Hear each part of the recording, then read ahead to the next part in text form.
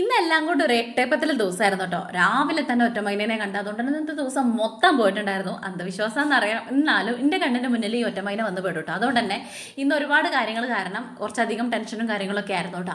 അപ്പോൾ ഉച്ചാമ്പത്തെ ഫുഡും കാര്യങ്ങളൊക്കെ നേക്കായിട്ട് കഴിക്കാനൊന്നും പറ്റിയിട്ടുണ്ടായിരുന്നില്ല. പിള്ളേരിന്ന് കണ്ണൻകുട്ടിക്ക് ഉച്ചവരെ എക്സാമും പൂജയ്ക്ക് ഉച്ചയ്ക്ക് ശേഷമായിരുന്നു കേട്ടോ. അപ്പോൾ കണ്ണൻകുട്ടി ഉച്ചയാകുമ്പോൾ വന്ന് ഫുഡൊക്കെ കഴിച്ചാൽ കളിക്കാൻ വേണ്ടിയിട്ട് പോയി. അപ്പോൾ വൈകിട്ടാകുമ്പോഴേക്കും ഞാൻ ഇവർക്ക് വേണ്ടിയിട്ട് എന്തെങ്കിലുമൊക്കെ ഉണ്ടാക്കാമെന്ന് വിചാരിച്ചു. അങ്ങനെ മൂഡ് ഓഫ് ആയിട്ട് ഇരുന്നിട്ട് വലിയ കാര്യമൊന്നുമില്ല. അപ്പോൾ പൂജയ്ക്ക് ക്ലാസ് കഴിഞ്ഞ് എക്സാം കഴിഞ്ഞ് വരുമ്പോഴത്തേക്ക് ഞാനൊരു 2-3 നേന്ത്രപ്പഴം ഇരിക്കുന്നുണ്ടായിരുന്നു. അത് വെച്ചിട്ട് നമുക്ക് കുഞ്ഞതായിട്ടൊരു പഴംപൊരി ഉണ്ടാക്കാമെന്ന് വിചാരിച്ചു. അധികം കാര്യങ്ങളൊന്നുമില്ല നമ്മുടെ കയ്യിൽ, പരിപ്പൊടിയൊന്നും ഉണ്ടായിരുന്നില്ല. അപ്പോൾ ഉള്ളത് വെച്ചിട്ട് നമ്മൾ തട്ടി കൂട്ടിയിട്ട് ഒരു സംഭവം ചെയ്തുകൊണ്ടിരിക്കുകയാണ് കേട്ടോ. സംഭവമല്ല, പഴംപൊരി ഉണ്ടാക്കിക്കൊണ്ടിരിക്കുകയാണ്.